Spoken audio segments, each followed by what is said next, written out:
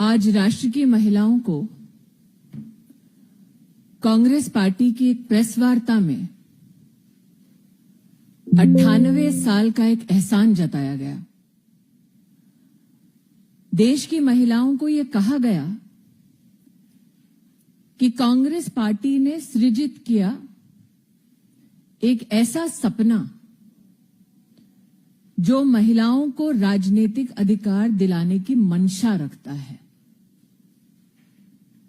98 साल उस मंशा का क्या हश्र हुआ है, वो कल देश की संसद में देश भर की महिलाओं ने देखा। कांग्रेस पार्टी इठिलाई, मुस्कुराई, उसने मेज थपथपाई। इस बात का उन्होंने राजनीतिक जश्न मनाया कि उन्होंने देश की साधारण महिला के राजनीतिक आकांक्षाओं को कुचला। कांग्रेस पार्टी और उसके समर्थक दलों ने इस बात का उत्सव मनाया कि इस देश के वर्षों से चली आ रही संघर्षशील राजनीतिक महिलाएं, जो मात्र 33% का अधिकार संसद में मांग रही थी, उन महिलाओं को कैसे मर्यादाएं तोड़कर उनके अधिकार से वंचित रखा जाए। सत्ता का संघर्ष, संसद का संघर्ष कैसे जीता जाए, उस जश्न में कांग्रेस और उसके समर्थक दल अपने आप को समर्पित कर रहे थे। लेकिन भाजपा के लिए सत्ता का संघर्ष नहीं, समानता का अधिकार देने का प्रश्न था। आज कांग्रेस की प्रेस वार्ता में कटाक्ष किया गया कि भाजपा में कुछ लोगों ने मसीहा बनने का प्रयास किया। ये उस सामंतवादी सोच की निशानी है जिन्हें लगता है कि लोकतंत्र में अगर किसी भी नागरिक को उसका संवैधानिक अधिकार दिलाया जाए तो वो संवैधानिक अधिकार सुनिश्चित करने वाला कोई मसीहा ही होगा।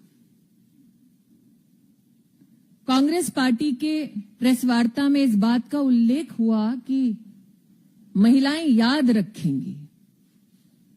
ये सत्य है, महिलाएं याद रखेंगी कि जब 6 दशक तक कांग्रेस के पास सत्ता थी तो 11 करोड़ महिलाएं इस देश में एक शौचालय से वंचित थीं। महिलाएं याद रखेंगी कि जब कांग्रेस की सत्ता रही तो ट्रिपल तलाक एक अभिशाप बनकर मुस्लिम महिलाओं के सर पर मंडराता रहा, उनके सपनों का संहार करता रहा। महिलाएं याद रखेंगी कि 25 करोड़ महिलाओं को बैंक का खाता खोलने में कांग्रेस की सरकार ने कभी समर्थन नहीं दिया, कभी सुविधा नहीं दी। इस देश की महिलाएं याद रखेंगी कि 10 करोड़ से ज्यादा महिलाओं को कभी भी कांग्रेस के कार्यकाल में आयुष्मान भारत का सहयोग प्राप्त नहीं हुआ।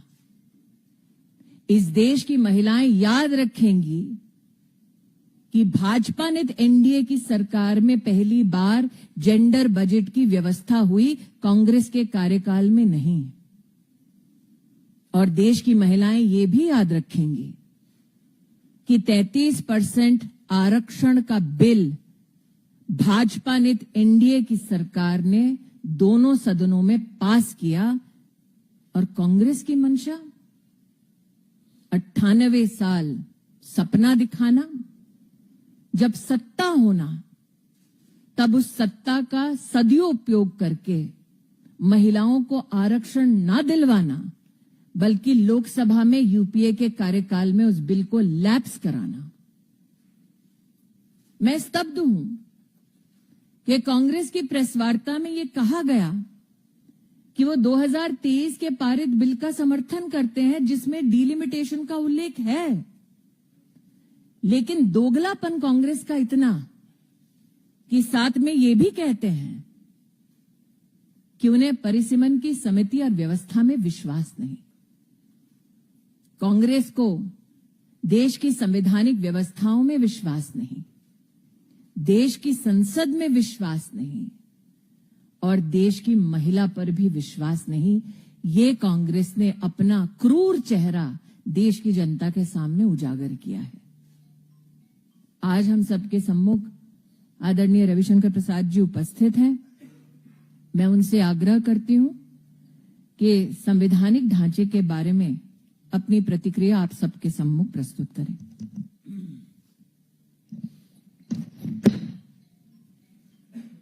श्रद्धामना स्मृति जी, मित्र संजय मयूख जी, पत्रकार मित्रों, आज मैं एक पीड़ा के साथ अपनी प्रेस शुरू करना चाहता हूं। सामान्यतः मैं प्रियंका गांधी पर कुछ नहीं बोलता, क्योंकि राहुल गांधी पर काफी कुछ बोलने को है जो बोलना पड़ता है।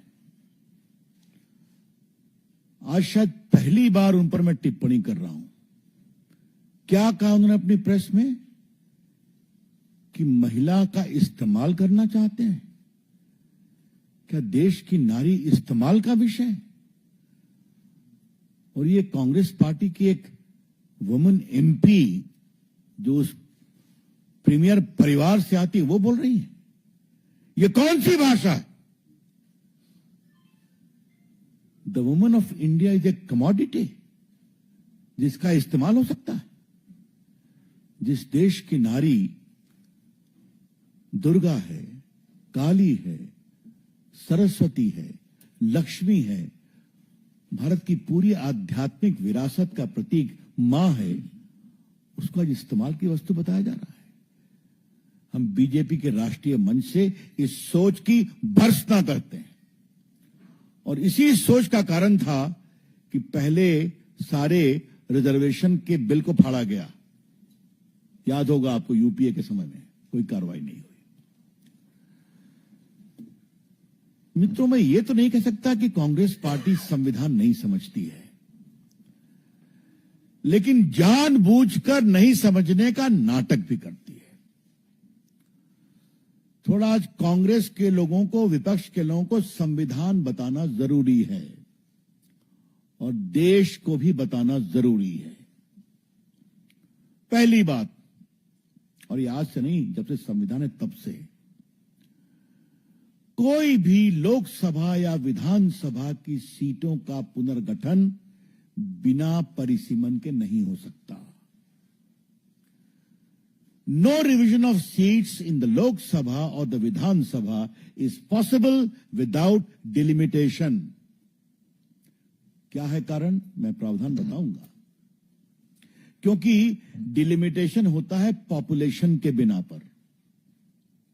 पॉपुलेशन तय करता है किसको कितनी सीट मिलेगी, लेकिन उसकी संस्था क्या होगी? वो डिलिमिटेशन कमीशन होगा। मैं पहले आपके सामने संविधान की धारा 81 पढ़ना चाहता हूं, खास करके कांग्रेसियों की समझदारी के लिए। Subject to the provision of the House, the people shall consist of not more than 530 members chosen by election from the constitution of the state and not more than 20 from the union territory. दूसरा क्या है? और ये समझिए, मैं clause 2 81 का पढ़ रहा हूं। 81 clause 2, there shall be allotted to each state a number of seats in the House of the People in such manner that the ratio between the number and the population of the state is the same as far as possible. और दूसरा क्या है? The state shall be divided into territorial constituency and so on and so forth. तो population के बिना पर seat होगी। और ये कैसे होगा, इसका सबसे इंपॉर्टेंट चीज आप जान लीजिए। क्लॉज 3 पढ़िए। In this article, the expression population means the population as ascertained in the last preceding census of which the relevant figures are available. Population कौन होगा? जो पिछले सेंसस का फिगर अवेलेबल हो. अब आता है readjustment after each census, article 82.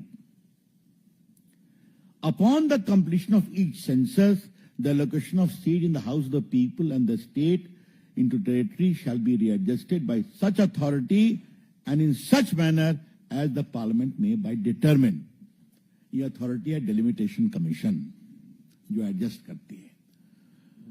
2002 में एक विषय आया, 2001 का सेंसस कंप्लीट हो गया. जो बार बार वाजपेयी जी की बात करते हैं ना, उसको भी क्लैरिफाई करना जरूरी है.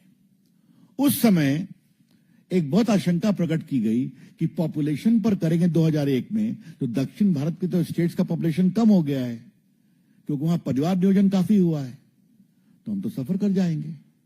तो वहां पर एक निर्णय किया गया 2001 में, वो ये था कि also until the relevant figure for the first census taken after the year 26 has been published, it shall not be necessary to readjust. The allocation of seat in the House of the People to the state shall be on the basis of 1971 census. तो संविधान में बंदिश लगाई गई कि 2026 के census होने तक 1971 के सेंसस पे ही चलेगा. ये 543 सीट 1971 के सेंसस की है. जो माननीय अमित शाह जी ने कल कहा, उस समय देश की आबादी थी 54 करोड़. आज देश की आबादी है 140 करोड़. जैसा बताया माननीय स्मृति जी ने, वो कहती है हम डिलिमिटेशन कमीशन को नहीं मानते हैं. तो क्या मानते हैं आप? अब जरा हम आते हैं 2023 के कानून पर. 2023 के कानून में लिखा हुआ है, वो भी पढ़ना जरूरी है.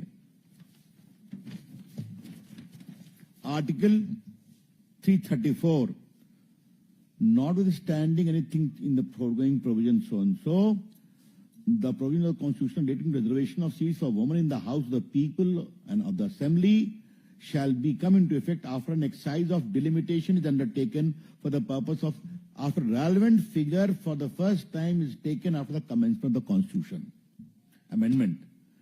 23 के बाद जो पहला सेंसस होगा, उसके आधार पर, डिलिमिटेशन के आधार पर हम 33% करेंगे. अभी चिंता क्या थी, इस बात को समझना बहुत जरूरी है. सेंसस जब भी हो, दक्षिण भारत की संख्या घटती पॉपुलेशन के कारण. कल अमित शाह जी ने क्या बताया? जो नया संशोधन आया है उसमें सीधा क्या कहा गया है? 543 के बदले अब सीट्स की संख्या हो जाएगी 815. मतलब 543 की जगह पर आशंका नहीं हो तो हम इसको 815 मेंबर कर देंगे. पहली बात, ताकि 33% लोगों को आरक्षण मिल सके. दूसरी बात, इसके स्टेटमेंट ऑफ ऑब्जेक्ट को आप देखिए तो इसमें साफ लिखा हुआ है कि चूंकि सेंसस करने में बहुत समय लगता, नया सेंसस करने में, फिर डिलिमिटेशन होने में, तो इस कारण से और विलंब होता. देश की नारी शक्ति का उचित रिप्रेजेंटेशन हो, इसलिए हम लास्ट पब्लिश सेंसस 2011 का है, उसके बिना पर हम डिलिमिटेशन कराएंगे. इसमें क्या गलत है भाई? कांग्रेस के मित्रों, थोड़ा मैं आपको ज्ञान दे दूं, बिना डिलिमिटेशन के रीएडजस्टमेंट नहीं होगा. There can be no readjustment of seats pursuant to any census without delimitation, because delimitation is the body to execute that. Delimitation commission में कौन कौन होते हैं? नया जो कानून है, जब पहले का कानून वही है, सुप्रीम कोर्ट का एक रिटायर्ड या सिटिंग जज का चेयरमैन होगा. इसमें चीफ इलेक्शन कमिश्नर होंगे या उनके प्रतिनिधि होंगे, और स्टेट के चीफ इलेक्टोरल ऑफिसर होंगे हर स्टेट में. इसमें 5 लोकसभा के मेंबर और 5 विधानसभा के मेंबर होंगे, जिनको दोनों के स्पीकर तय करेंगे. और वो एसोसिएट मेंबर होंगे, जिनको वोट देने का अधिकार नहीं होगा और जिनको साइन करने का भी अधिकार नहीं होगा. मतलब it is a totally legal constitutional body headed by a retired or sitting Supreme Court judge. यह डिलिमिटेशन कमीशन।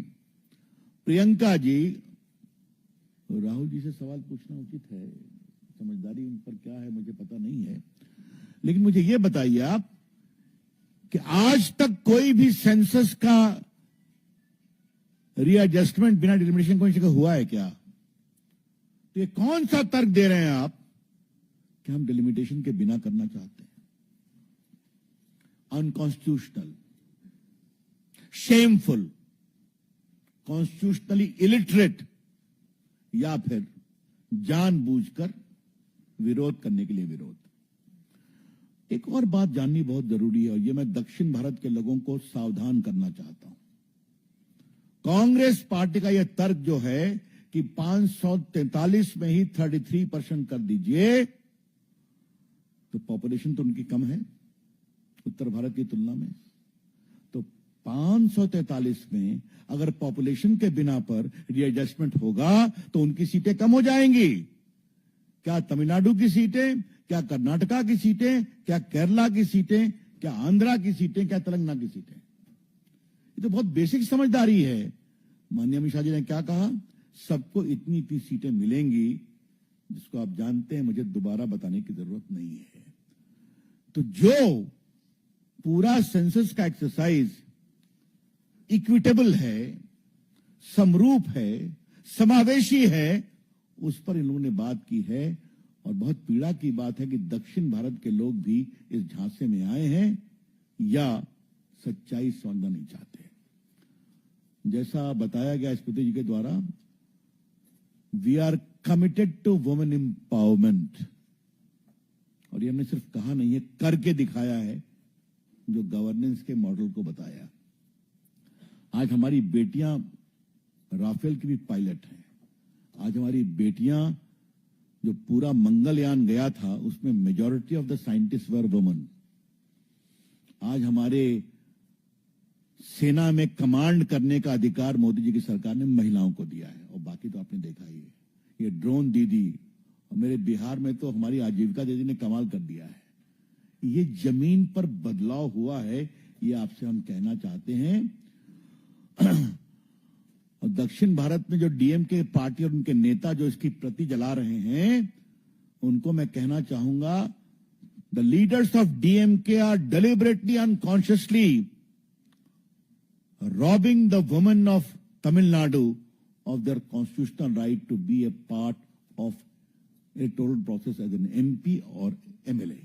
ये हम कहना चाहेंगे। तो मित्रों, ये कुछ मोटी बात मुझे आपको बतानी थी। जो आपके प्रश्न होंगे उसका हम उत्तर देंगे।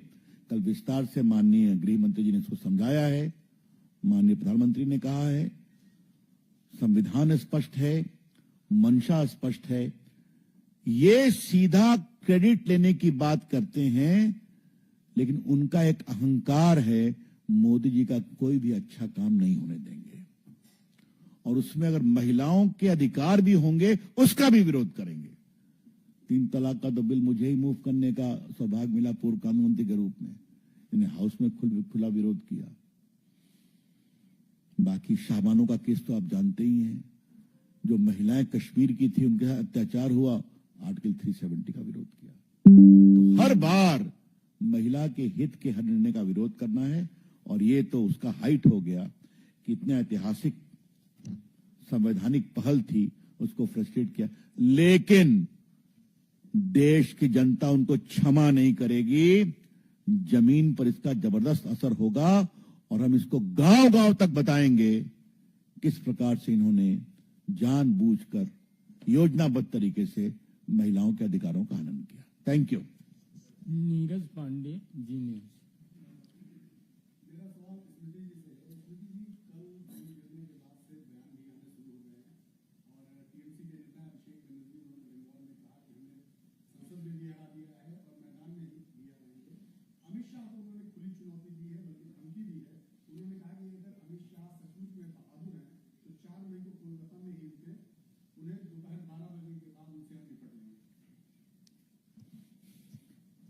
नीरज जी, अक्सर देखा गया है कि शेर की पीठ पीछे गीदड़ मिमियाता है।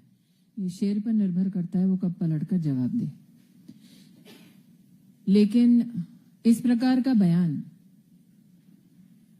टीएमसी का देश के गृह मंत्री को धमकाना, चाहे गृह मंत्री हो या आदरणीय प्रधानमंत्री जी, हमने बार बार पश्चिम बंगाल की जनता से कहा कि सत्ता का वायलेंट दुरुपयोग उसको परिभाषित किया है तृणमूल के गुंडों ने, और शायद वही भाषा अभिषेक जी ने बोली है।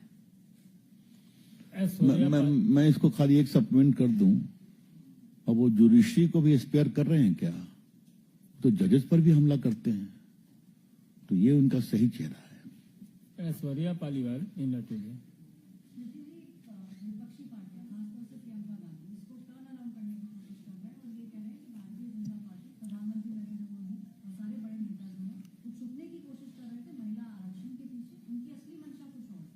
क्या मंशा है? उन्होंने मंशा स्पष्ट नहीं की, क्योंकि जब प्रधानमंत्री मोदी मुख्यमंत्री थे गुजरात के, तब से लेकर अब तक उनका संवैधानिक सफर अगर देखा जाए तो महिलाएं जिन्होंने प्रधानमंत्री मोदी के पक्ष में वोट किया, उनके वोट्स की बढ़ोतरी हो रही है। तो ऐसा नहीं है अपने लिए कोई नया वोट बैंक कार्व आउट करने का प्रयास है। देश की महिलाओं ने चाहे 2014 हो, 19 हो या 24 हो, सतत प्रधानमंत्री मोदी का वोट देकर समर्थन किया है। ये जो बिल प्रस्तुत हुए, ये देश की साधारण महिला जो राजनीतिक आकांक्षा रखती है, जो राष्ट्र के संसद में योगदान देना चाहती है, उसके सामर्थ्य को बढ़ाने वाला बिल था। ये निश्चित रूप से वो नहीं समझेंगे जिनको विरासत में राजनीति मिली है। तो मेरी अपेक्षा नहीं है कि श्रीमती वाड्रा प्रधानमंत्री मोदी का ये प्रयास समझे जो देश की साधारण औरत को सशक्त करता है। प्रधानमंत्री मोदी को, जैसा कि मैंने कहा, सतत देश की महिलाओं ने बढ़ चढ़कर वोट दिया है। आमोद राय टीवी 9।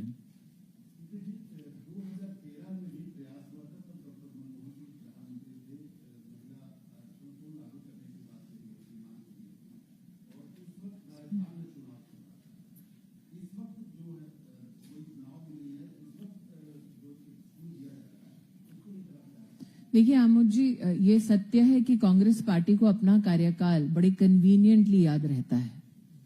जब कांग्रेस पार्टी भारतीय जनता पार्टी पर यह आरोप मढ़ती है कि विधानसभा का चुनाव चल रहा है, ऐसे में सत्र क्यों बनाया, तो जैसा रविशंकर जी ने कहा कि संविधान जानते हुए भी अनजान बनने का नाटक करते हैं।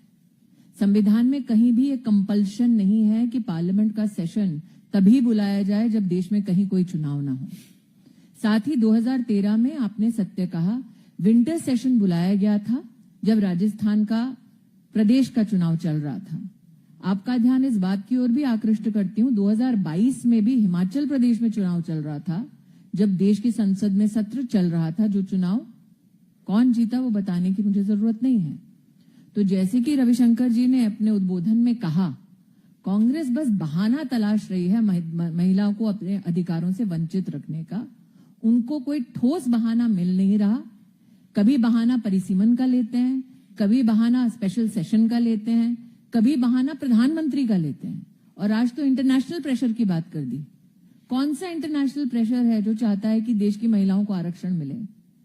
तो बेतुकी बातों का कोई भी तुक वाला जवाब नहीं है आमुद जी। ये सत्य है कि इस देश में सेशन तब भी थे जब प्रदेश में चुनाव चल रहे थे। कांग्रेस भी ये जानती है, जिस प्रकार से कांग्रेस और उनके समर्थक दल जानते हैं कि धर्म के आधार पर आरक्षण नहीं संभव है, फिर भी मुस्लिम महिला के आरक्षण की बात करते हैं। तो अपने वोट बैंक को बरगलाने के लिए उनका ये दुस्साहस है। लेकिन मैं आभारी हूं कि मीडिया के माध्यम से, संसद टीवी के माध्यम से राष्ट्र की महिला ने विशेष कांग्रेस और उनके सहयोगी दलों का ये करतब, ये तमाशा और उनके साथ ये धोखा साक्षात देखा है। मैं एक चीज ऐड करना है, कांग्रेस का बैकग्राउंड। ये दोनों मामला मेरे ही प्रदेश से संबंधित है। जब पहली बार आया था तो लोकसभा में एक सज्जन फाड़ करके टेबल पर नाच रहे थे, याद है ना आपको? नाम लेकर मुझे सम्मान नहीं करना है, राय साहब याद होगा ना आपको? और दूसरा राज्यसभा में हुआ, मनमोहन सिंह की सरकार थी, वहां भी छीन लिया और उसको फाड़ दिया। और ये दोनों उस समय की सरकार के एलआई थे इनकी पार्टियां। क्या कार्रवाई किया कांग्रेस पार्टी ने? प्रियंका जी जरा अपने अतीत को देखिए, और राहुल जी क्या आप लोग का कंडक्ट रहा है? सीधी सी बात है, दिखावे के लिए बिल लाना और रोड़ा अटका करके फेल करना, बस यही इनका काम रहा है। विकास चंद्रा न्यूज।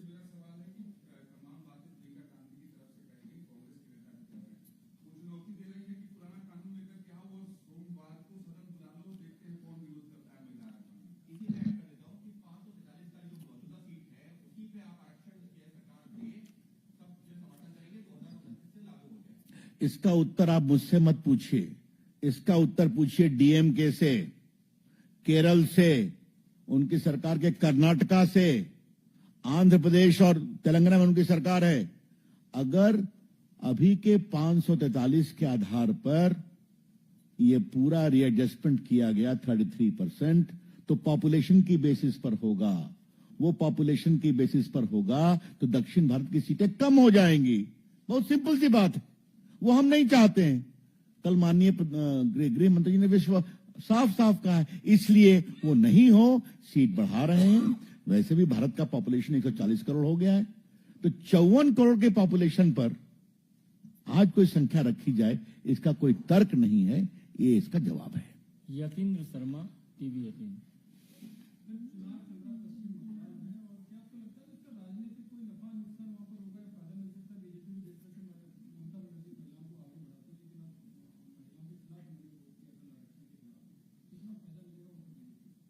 हमारा स्पष्ट उत्तर है, स्मृति जी भी इसको सप्लीमेंट कर सकती हैं। हम नारी उत्थान, नारी सशक्तिकरण को वोट के चश्मे से नहीं देखते। ये हमारा कमिटमेंट है।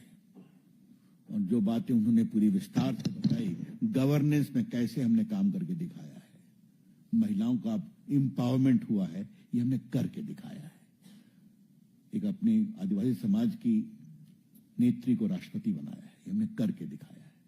अतः जनता पूरा आशीर्वाद, लेकिन हां, जनता के सामने उनकी काली करतूतों को हम एक्सपोज करेंगे कि क्या ममता जी और क्या कांग्रेस पार्टी या बाकी ये दिल से महिलाओं के लिए आरक्षण नहीं चाहते। नीलू रंजन दैनिक जागरण।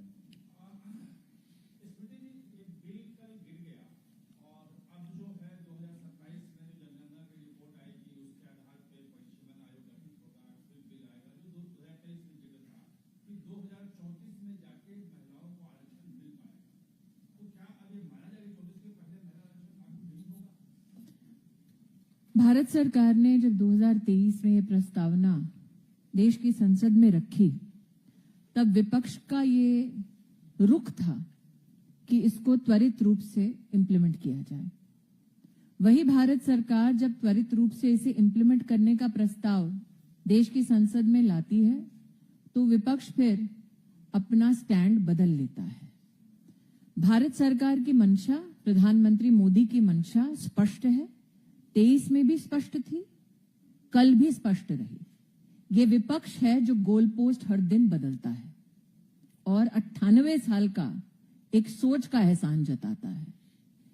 निश्चित रूप से गृह मंत्री जी ने स्वयं कहा कि अगर आपको लगता है किसी भी प्रदेश के साथ संख्या की दृष्टि से भेदभाव हो रहा है, तो गृह मंत्री जी ने स्वयं ये प्रस्तावना की कि हम 50% का अपना वादा लिखित में अमेंडमेंट के स्वरूप में मूव करने को तैयार हैं, जो विपक्ष की मांग थी। तो प्रश्न ये उठता है कि जब भारत सरकार और विशेषतः देश के प्रधानमंत्री और गृह मंत्री स्वयं विपक्ष की उस मांग पर भी स्वीकार करके बिल को पारित कराना चाहते थे, तब ऐसा क्यों है कि विपक्ष ने उस मौके का इस्तेमाल करके सभी प्रदेशों के साथ और देश की हर महिला के साथ न्याय करने से इनकार कर दिया। विपक्ष ये कतई आरोप नहीं लगा सकता कि हर पक्ष की बात सरकार ने नहीं सुनी। विपक्ष ये कतई आरोप नहीं लगा सकता कि भारतीय जनता पार्टी ने रिजर्वेशन के मुद्दे पर कांग्रेस का समर्थन नहीं किया। आपको याद होगा 2010 में भी राज्यसभा में जब बिल आया तब कांग्रेस के समर्थक दलों ने उनका समर्थन नहीं किया। भारतीय जनता पार्टी ने उनका सदन में समर्थन करके राज्यसभा में बिल पारित किया। प्रश्न ये उठता है कि 2010 में उनके पास संख्या लोकसभा में थी। वो जान चुके थे कि भारतीय जनता पार्टी विपक्ष में रहकर भी महिला आरक्षण के मुद्दे पर उनका समर्थन करेगी। फिर उन्होंने लोकसभा में बिल को लैप्स क्यों होने दिया?